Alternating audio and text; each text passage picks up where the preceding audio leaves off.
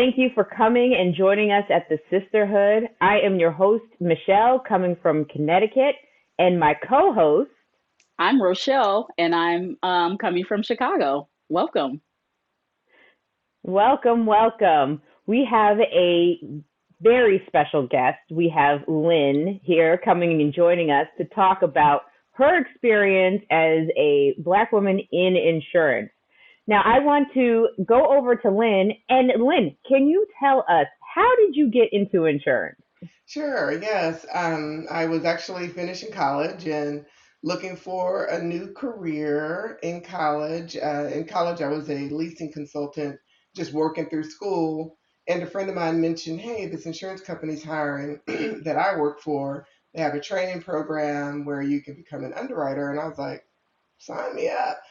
So when the training program became available, I applied and she referred me and ended up getting hired. So really, another sister helped me. A really good friend. Through the door, Yeah.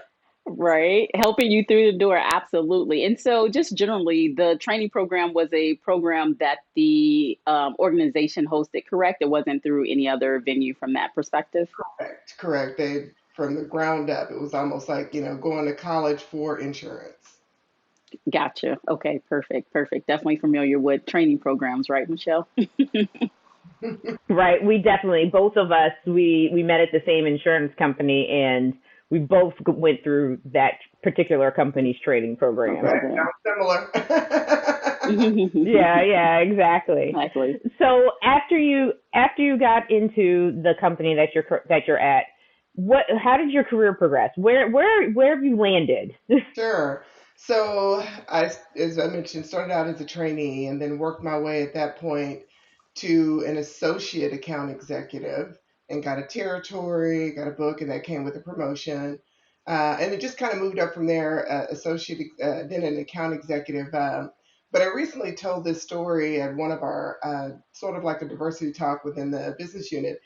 As I started really reflecting, there was a leader that was watching me as an underwriter, and he said, I think you'd be good in management. And white male, middle aged man, just said, I think you'd be really good in management. I like the way you interact with other people. I'm going to look out for some things. I think you should be in risk control in the field, but eventually I see you in management.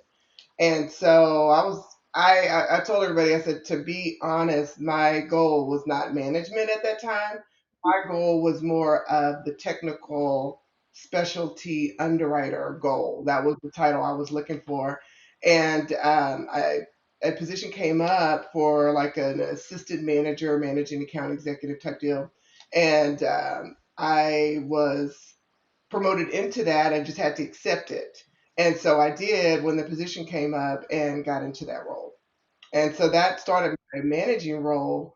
And you can imagine it was very uncomfortable for me because I mean, I was excited, Mm. but I was also a little insecure and uncomfortable because I am now working in a management role with people that have been doing this for 20 years, 25 years. And it's like I had only been doing that for what, 4 or 5 years? So it was, it was, the dynamic was, I had to embrace that you are right for the role, but it took me, I had to grow into the role, basically. So, question for you, Lynn. You said that your track wasn't necessarily in management; that you were more focused on the being technical part of the underwriting side. So, Yes. did just unpack that a little bit. Why didn't you think the management track would be for you? At the time, our office was so small, and to be quite honest, it just looked like those managers were never going to leave the company. That's just being so short sighted. And then that role Gotcha. really didn't look exciting to me at the time. But I knew as a specialist, it's like as a specialty underwriter, it looked like okay, it's like got a bigger book, you know what you're doing, opportunity to write more new business. So that was really what was enticing to me at that time. But as the leadership role grew and the organization started focusing on leaders, I realized now I owe his name was Mark. I owe him a lot of um, gratitude just for seeing something within me to help me get into that role, something I never saw myself get into.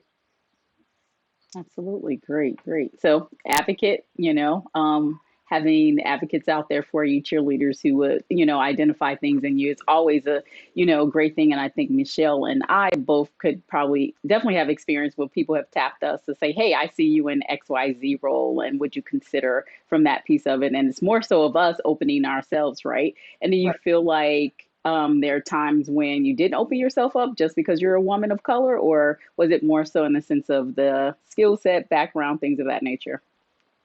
Yeah. So is it was the question, did I open myself up because of my background?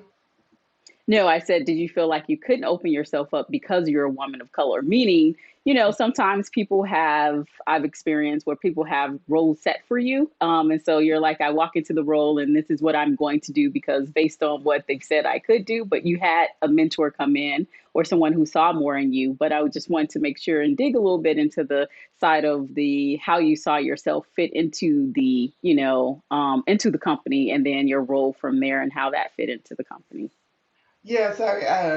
I when I was promoted into the role, there was another lady that later was promoted into the role. So her and I bounced a lot of ideas off of each other, Yes. and we also worked with a local HR representative who was fabulous at the time, and she really coached and mentored us, and she really had to mentor the leaders at the time too, because it's like, okay, now you're in the role, but now what?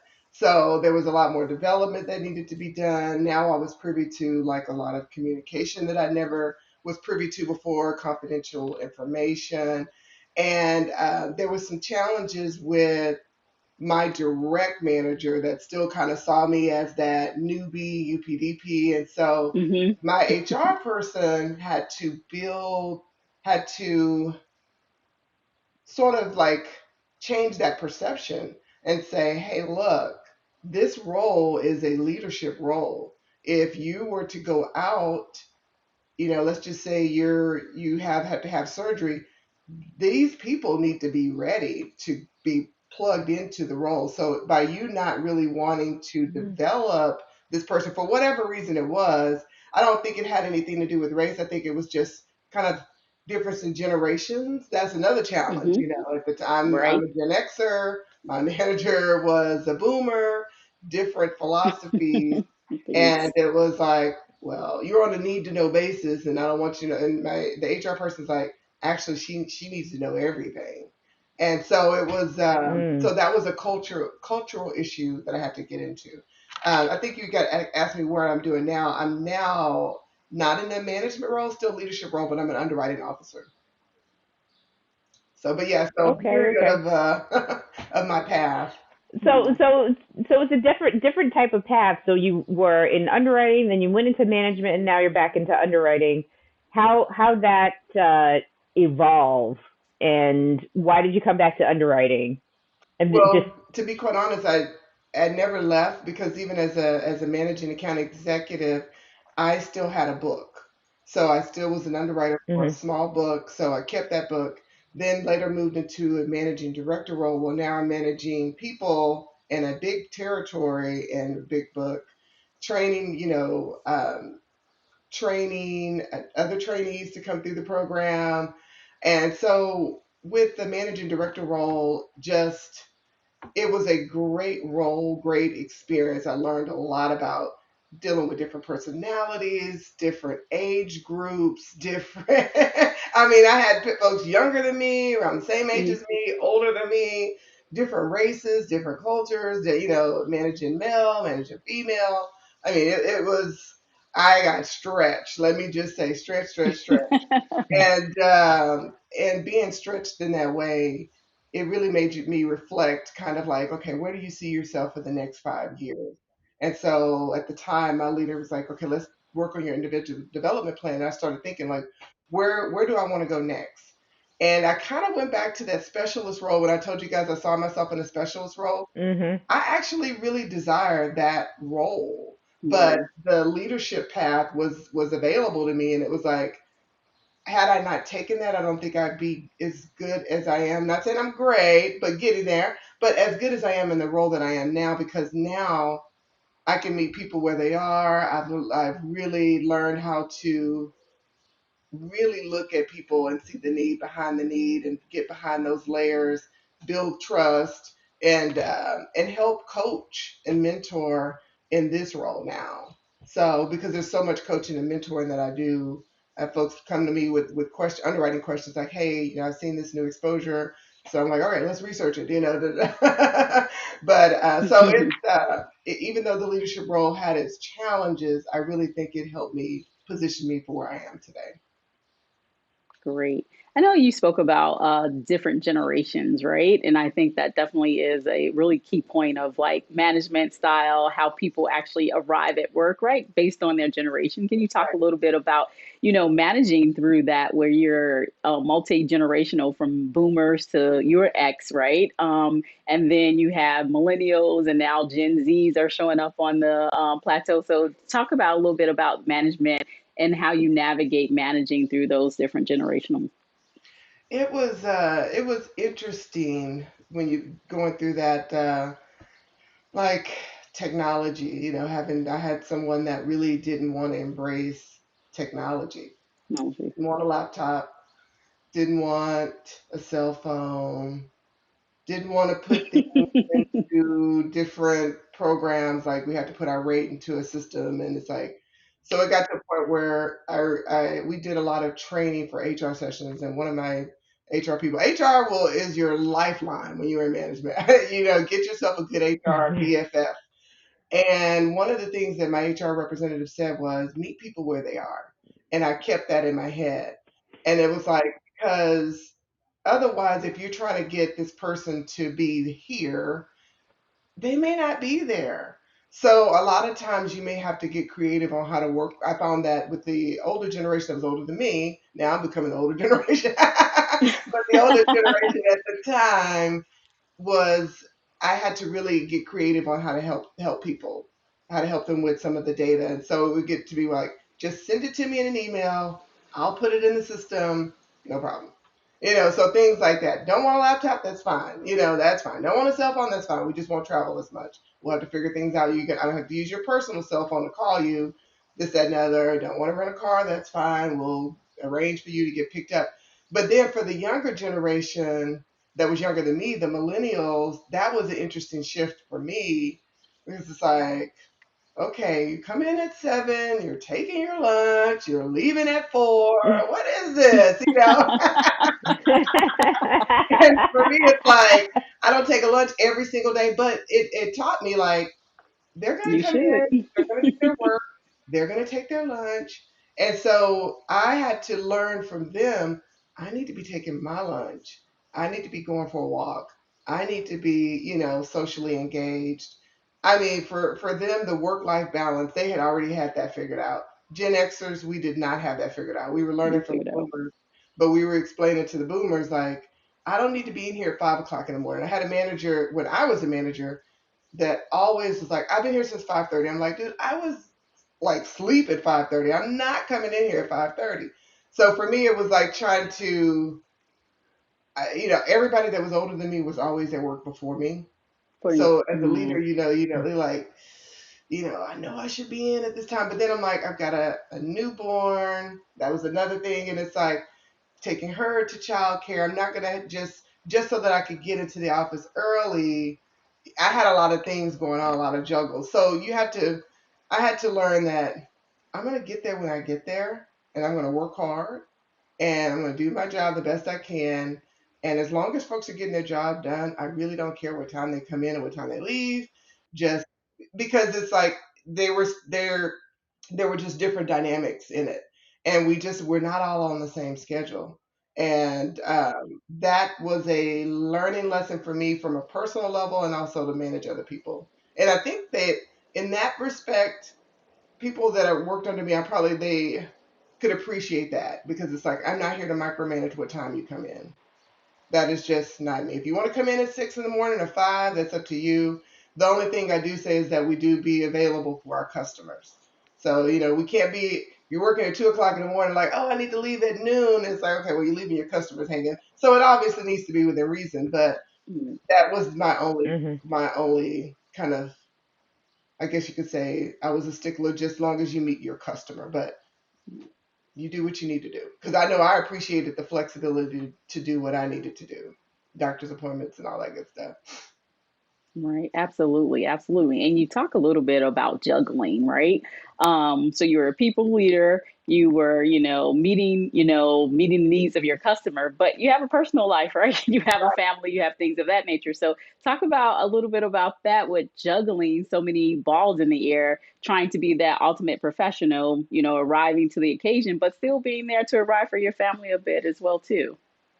Yeah, there it was when I was married early on in my career, so it was like, okay, for 5 years we didn't have kids, so I would pretty much just work as long as I needed to get the work done, especially Mm-hmm. in my busy times. But the moment that I was pregnant with my daughter, it's like life just flipped.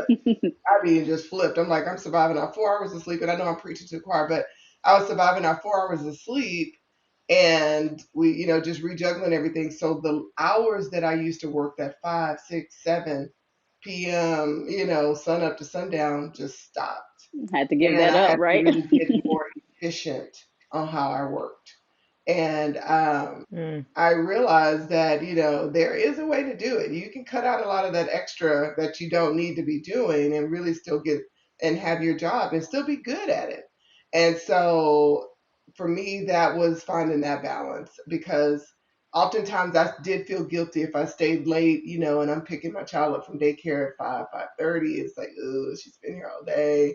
You just feel like heavy, so there would be Mm, days where, my husband at the time, I'm divorced now, but my husband at the time was able to get off work and like, okay, I got her, and then I could be like, okay, now I can work. But then I'm like, okay, let me get home. So I did feel like at one point it's like either if I'm exceeding here, I'm failing here. here. And I did feel like for a long time I was Mm. failing at home. And so I had to really kind of regroup, recenter, and be like, all right, my child needs me. Yes, I've got to work, but I can't be in here past, you know, X every day. I just can't do it. And so I had to really just make, and it's like, okay, if I want to work late, if I need to get something done, I can always cut on that computer when my child goes to sleep. But I want to be home unplugged for these only few hours that I have. And once I kind of accepted that, it got a lot better for me, a Right. lot better for me. Because it's like you think about after school care and programs, and thankfully I have a flexible job where now I've been able to go with my daughter to events, and like she's in 5th grade now, so I've been able to go to her last 5th grade field trip, and I'm going to work on field day and things like that. But you, even though you're not a stay-at-home mom, you still want to be there for your kid, For the kids. best you can.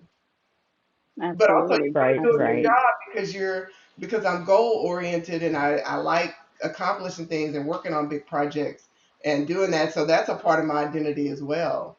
So it's for us that raising kids as women in the workplace, it is not easy. It is not easy. No, it definitely is not easy. Now, I hate to pivot on this conversation, but I wanted to explore a little bit more as to being a black woman and managing, and really just the things that you have experienced as a black woman throughout your career, especially when you started leading people and managing people. Was there anything that really stuck out to you, that maybe something that you may have internalized? Because I know I've internalized several things when I when I started leading folks. So Say like I was when I became that middle manager, so that the managing account executive is sort of like that lower management, it's like you're just practicing type deal, nobody really takes you that serious, but when you become that middle manager, when I was promoted to that, that's when I really felt the pressure. And Mm, also too, in my nature, I tend to want to people please. And man, it's just rough when you have people that you may feel like don't like you for a particular reason. But also, so that was a piece of it that it was like I was really trying hard for people to like me. And there's just the reality, and I really felt like a lot of it, some of it had to do with race. Some of these folks are no longer with the company, but what I had to do was soul search within and say, how do I get to know this person and connect with this person beyond race? And for the first two Mm. years of connecting with people, I'll be honest, I beat myself up. I felt like I was beat up. I felt like I was defensive, and I I had to, there were many nights I had to pray and I had to lean on a lot of good friends. I had to lean on my husband at the time and just say, look, I have had a terrible day at work. And the other thing that I had to do was I had to build, communication was paramount. And everybody always says communication, communication. But what does that look like? For me, it looked like saying to my direct manager at the time, who was a female, and she was great in a lot of ways, but I said, hey, look, folks are coming to you with things that they should be coming to me for. I think what they're trying to do is circumvent me so they don't have to deal with me. I need for you to get out of the way, Just in a way. and you need to circumvent them back to me, because you're not going to skate out of this. I am their boss, not you. And we had to have a real serious conversation with that, and that conversation there really set me up for success, and I'm thankful that I had the wisdom to say that, instead of just really just being like, Mm. every time they're always going to her, and they, I had to really just sit her down and say, I think this is what's happening.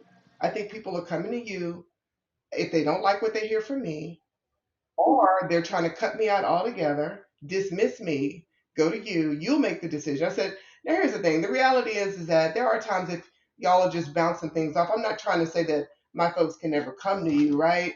There's balance. You're my boss. I can't just tell you like, oh, don't let people. But she understood where I was coming from. She understood exactly where I was coming from.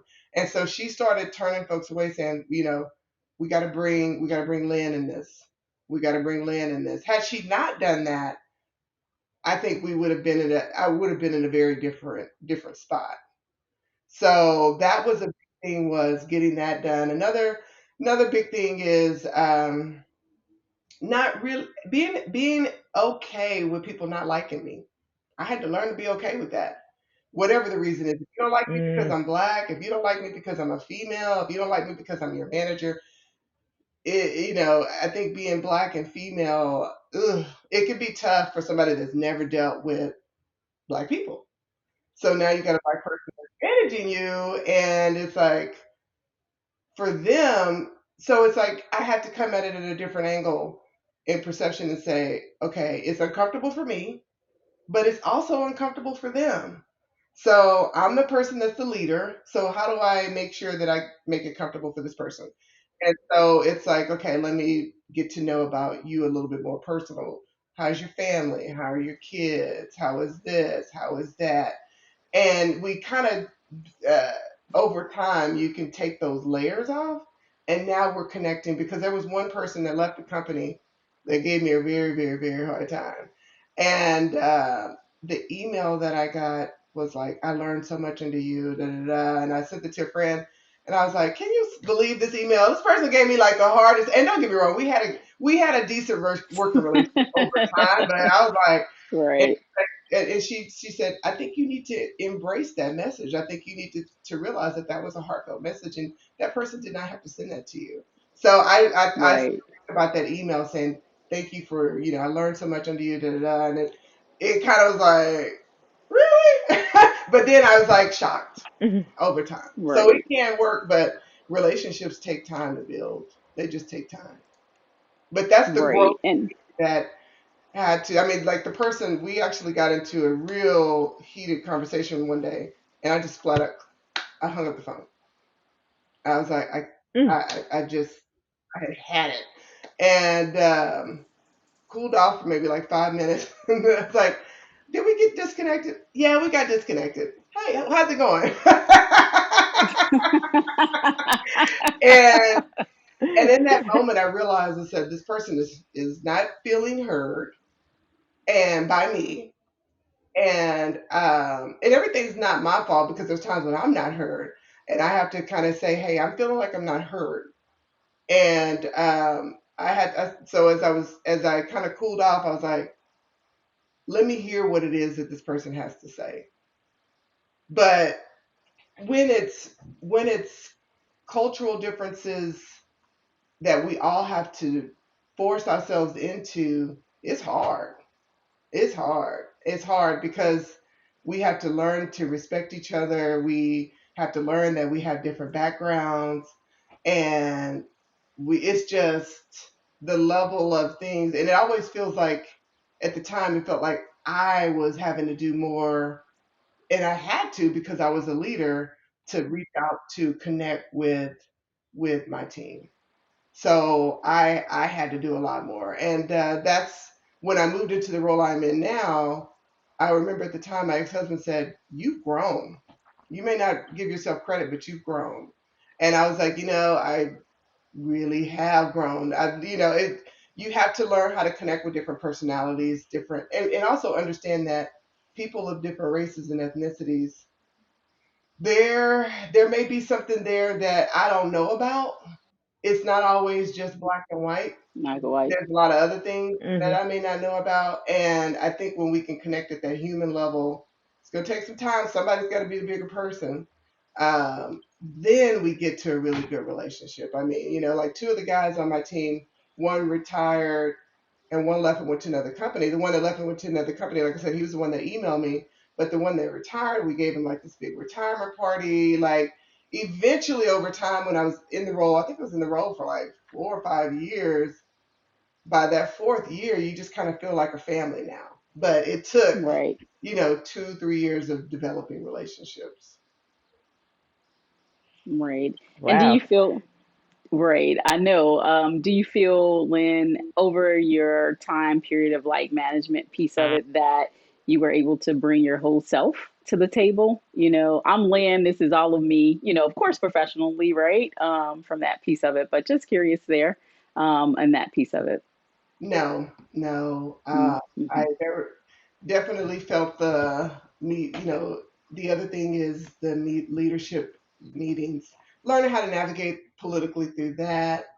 I will say I'm blessed to have had great, great, great leaders, but still learning to navigate through that because you have to ask yourself, especially as you're doing performances, are these folks hearing me through one layer or are they hearing me through a professional layer? Personal So it's layer. like massaging the message, and it's almost like you're sometimes late earlier in my career, it was like if I had a disciplinary issue or a problem, feeling like it needed to be validated by somebody else before it was validated from me.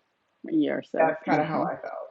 Now I don't feel that way, but I did years ago. It's like feeling like, okay, this person's got a performance issue and I'm their leader. I've got to address this. But if the leaders above you don't feel like this person has a performance issue, they may not see it for various reasons. And so it's like, how do I? So that was the piece that I really had to work through, and it's taken some time. It's taken some time, and I'm thankful for all the diversity initiatives now, the awareness initiatives now of not being second guessed. But I've been in meetings where things that I literally have said, somebody would turn around and repeat the same thing, and it's like I just said that like 2 minutes ago. And So, they and said, there and would it be was the times where best I Mhm. thing would, ever.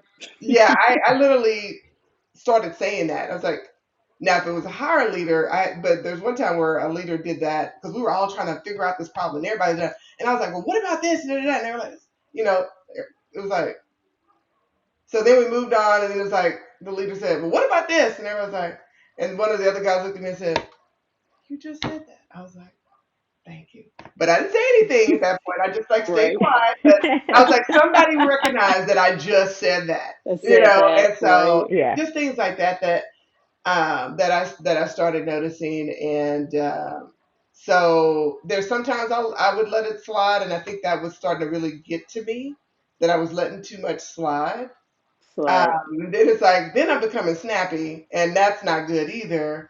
So Mm-hmm. I had to kind of learn how to really let myself be heard. But that took some time too, and that was before all the diversity stuff that we have now. And it's like, Right. I think how do I get it heard might. other than standing on the desk and screaming? So, Right. so it was, yeah, it was a lot to navigate through. Well, Oof, great. I can only imagine. Yeah. Right. That whole thing of like, how do I don't want to be snappy because then I'll be, rated as XYZ, but I want to be heard. Exactly. And I think, as you said, like now with more initiatives around DNI, that is an easier pathway for people to feel like they have avenues that they can express themselves and feel like, and be frank and honest and say, hey, I'm not being heard at the table and I would like to be heard from that piece of it. I think back in the day, we just, like you said, ate most of it, right? And you may have somebody who said, you said Mhm. that, but you didn't have an advocate who was saying like, hey, Lynn just said that like 20 minutes ago, blah, blah, blah, right? You just say, okay, well, I said that, write that little note down, and you feel defeated and you walk away, right? And I think that was probably a lot of times when your husband, you would come home and you're like, I just had a really hard day. And I can definitely relate to that in the Yeah. boardroom, one of probably only in the room. And then you like, I said that. And then you always want to say something, right? And you want to give something to the meeting, but you don't want, you want what you're saying to make sense. But then if you're not saying anything, then people are like, you're not even speaking up in meetings. And then when you do speak up, you're like, you're not even being heard. So it's like, it's not a win-win situation. That is very true. That is very true. There have been meetings where, I tend to, and I've been doing a lot of like emotional regulation, like, why am I getting upset or why is this? And so it's things like that. And, they talked about that at the Women of Power conference. But what I realized too is, I had one lady say, I said, I'm just not going to say anything anymore, kind of like that. I said, because every time I say something, I get upset or people think I'm upset or this and another. And she was like, you absolutely will not shrink yourself. She said, she said, Mm. you, I love that I know that you're honest and I know where you stand. She said, if you're upset, I know you're upset. Don't shrink yourself. She said, that's a very good skill to have to be yourself. And so I did start learning, okay, you don't have to get super upset about everything. I think I had got to the point where like I'm so deep down that I'm just like, oh, Lynn's not happy. That So I definitely had the angry black woman going on for a little bit. I'm not gonna lie, but right. I had to And then balance it you out. Like everything's not always all about me, always and I do need to listen, and this and other. And but I do want to make sure that I'm heard when I feel heard, when I need to be heard. And if I have to repeat myself, I will. I started kind of watching how other people communicate. And one of my colleagues, he was a little long winded, but I would just kind of be like quick, like with, and I had to start giving like more explanation to say, this is why I said what I said. And here's the reason why I said what I said. And another thing to Mm. support the reason why I said what I said. So that way it's like, okay, by the end of the conversation, you definitely know that I said it. But it's almost like I right. will have to hear it first, then you need to re-clarify it, then you need to say it again. And it's a shame that you have to do that, but that's what I'm saying about kind of training the communication, and then it's like Communication. validation to be like, did you understand what I was saying, or do I need to explain it a little bit more? Or also too, I've had where I feel like folks were summarizing what I said, and I have no problem correcting that summarization now to say, actually, no, that's not what I was saying. This is what I was saying. It's like, That's oh, it. okay. Right. Mm. I mean, if it's a good summarization of what I'm saying, I don't have a problem with it. But if it's not what I'm saying, I don't have a problem saying, no, actually, that's not where I'm coming from with the question. And that And actually, still happens. And, it's like we had a claim example of the claim, and I was like, actually, no, that's not what I was asking. What I wanted to say was, and then I went back to the person who I was asking the question because I had somebody else kind of interrupted my question. And I was like, I'm just going to say Bill, make up a name. But I was like, Bill, do you see this example happen often? And it turned into like a 10-minute conversation. And the person was like, yes, we do. And here's why. So the dismissive summarization wasn't nearly what I was asking. I wasn't talking to this person, I was talking to Bill. And so I had to learn how to kind of like do that directly, but also not making this person feel bad. Actually, no, I'm sorry, that's not what I was saying. What I was saying was this, Bill, can you give me an example of this? And so learning how to talk, and it's a shame that you have to do that, but it is communication. And it's just right. learning how to communicate to where it doesn't And I frustrate think me and I get my point across. right. And I think you made Right, some right. really good, valid points with regard to communication style. And then, too, when you think about generational, as well as, your background, where you come from, right? If you grew up in a household where your parents didn't explain everything, right? They say you got to do XYZ, you did it, right? And it was no Yeah. additional explanation. We take that into the workplace with us, right? And you say, well, XYZ, you Mhm. said what you needed to and you moved on. But, you learn different techniques and style, like from your colleague, like he's a little long-winded. Oh, interesting, because he's, clarifying, reiterating to ensure that everyone in the room hears that. So that's actually a really good point that you made there. Yeah. Thank you. Well, thank you so much, Lynn. This is a great conversation. For some of our parting words, do you have any advice that you could give to some of our newer to insurance ladies? Sure. I would say, as I think about my career, truly find a mentor. Mentors can be someone younger than you and older than you. Find a mentor. Develop yourself, practice communication, practice interpersonal skills, but also just believe in yourself and work life and really figure out what work life balance looks like. I look back at a lot of time that I didn't have the right balance. I think I've gotten there now. And it's, most people, we reward ourselves like, oh well, you wouldn't be where you are today. And it's like, I don't think that's necessarily true.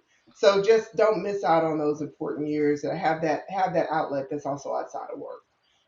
Going through volunteering, and we didn't talk about that, but volunteering through a lot of different organizations and just having creative outlets and people that can pour into you, it has mattered to me. I have not journeyed alone. I've had plenty of people that's been championing me. So, but we have to find that sometimes. And so just don't be afraid to say, Mhm. if there's somebody that you admire, don't be afraid to say, hey, I love the way you do X. Do you mind spending some time with me to help me with that? That's something that being self-aware to know where you need it, but embracing who you Mm-hmm. are. So I know that's probably kind of Yeah. flowery, but it really is true. No, no, it's not. It's not Absolutely. flowery at all. We need to make sure that we are telling the truth because definitely going outside, finding those sources and people to pour into you is very important. But thank you. I want to say thank you, Lynn, for joining us today and having this great conversation. We may have to bring you back because I feel like we need to unpack a couple of other things. Oh, Yes, anytime, absolutely. anytime. Maybe she come to the after show, the sister after show. Yeah, yeah. After, yes, After the the after show, the sisterhood. after I show. love it. After the I love it. sisterhood. Well, I'd be glad to do yes. it. Well, thank you. And thank you, everybody who has joined us to watch this beautiful interview with Lynn. And again, welcome to the Sisterhood. We see you, we hear you, we are you. Thank you again. Thank you. Thank Thank you, you, ladies. Lynn. Thank you. Thank you.